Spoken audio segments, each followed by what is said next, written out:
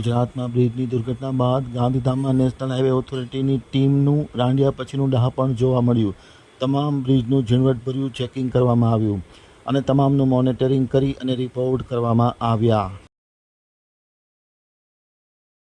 National highway authority ગાંધીધામના ઉચ્ચ અધિકારીઓ અને ઇજનેરો દ્વારા વિવિધ બ્રિજ અને પુલોનું નિરીક્ષણ કરાયું। મળતી માહિતી મુજબ તમામ બ્રિજ અને પુલના ઇન્સ્પેક્શનની રાજ્ય સરકારની સૂચના તેમજ નાગરિકોની સાવચેતીને ધ્યાને લઈને નેશનલ હાઈવેના રાજ્ય કક્ષાના તેમજ ગાંધીધામ વિભાગના ઉચ્ચ અધિકારીઓ ઇજનેરો દ્વારા વિવિધ બ્રિજ અને પુલોનું નિરીક્ષણ કરવામાં આવ્યું હતું।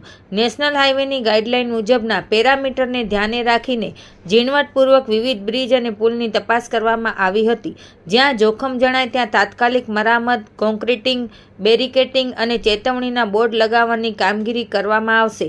આ ઉપરાંત જોઈન્ટ વિઝિટ રિપોર્ટના આધારે જરૂરિયાત મુજબ આગામી સમયમાં મજબૂતી માટે નવા સ્ટ્રક્ચર બનાવવા, રિપેરિંગ કાર્ય કરવું તેમજ સતત ટેકનિકલ મોનિટરિંગ વગેરે કામગીરીને પ્રાથમિકતા આપવામાં આવશે। ખાસ કરીને ચોમાસા દરમિયાન વાહન ચાલકોને કોઈ મુશ્કેલી ના પડે તે હેતુથી વિવિધ પગલાઓ નેશનલ હાઈવે ઓથોરિટી દ્વારા લેવામાં આવી રહ્યા છે। આ મુલાકાત દરમિયાન નાગરિકો યાત્રાની સુરક્ષિત, સુગમ તેમજ વિશ્વસનીય બની રહે તે બાબત ઉપર ભાર મૂકવામાં આવ્યો હતો। ઇન્સ્પેક્શન દરમિયાન નેશનલ હાઈવે ઓથોરિટી, મકાન વર્તુળ, ગાંધીનગરના અધિકારીઓ અને નેશનલ હાઈવે ગાંધીધામ વિભાગના કાર્યપાલક ઇજનેર, નાયબ કાર્યપાલક ઇજનેર અને મદદનીશ ઇજનેરો ઉપસ્થિત રહ્યા હતા તેમ નેશનલ હાઈવે ઓથોરિટી ગાંધીધામ દ્વારા જણાવવામાં આવ્યું છે।